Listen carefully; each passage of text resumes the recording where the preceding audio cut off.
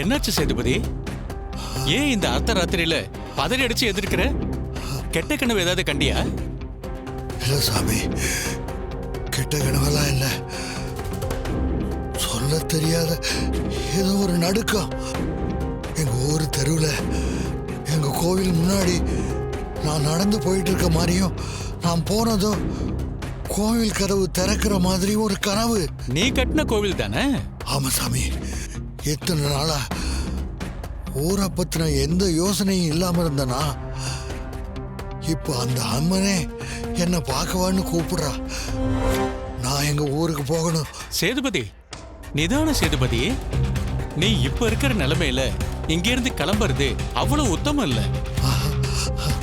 உனக்கு நடக்கிற வைத்தியத்தை இப்படி பாதிலேயே விட்டுட்டு போனா போற வழியில கூட உன் உயிர் பிரியறதுக்கும் வாய்ப்பு இருக்கு. 3 மாசம் நீ தாங்கறதே கஷ்டம்னு அந்த வைத்தியரே சொல்லிட்டாரு. அதுக்கப்புறமும் நீ இங்கிருந்து கிளம்புறன்னு சொல்றியே? நான் கிளம்புறேன்னு சொல்லல, இது அவளோட அழைப்பு, எங்க ஊர் அம்மனோட கட்டளை. எங்க ஊரு கோயில்ல கும்பாபிஷேகம் நடக்கணும். இது பல வருஷ கனவு.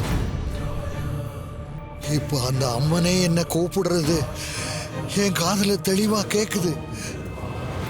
அந்த காரியத்தை முடிக்கிறதுக்கு தான் இந்த உயிரை கையில பிடிச்சிட்டு இன்னும் நான் வாழ்ந்துகிட்டு இருக்கேன்னு நினைக்கிறேன்.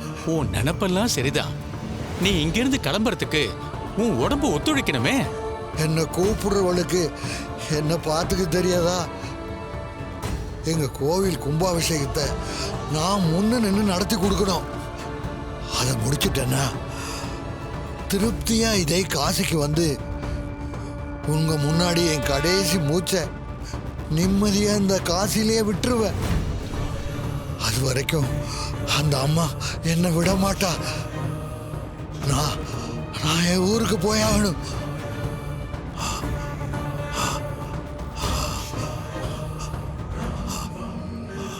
நீ சொல்ற மாதிரி உன் தெய்வத்துக்கிட்டே இருந்து உனக்கு அழைப்பு வந்திருக்குன்னா அதை தடுக்க நான் யாரு?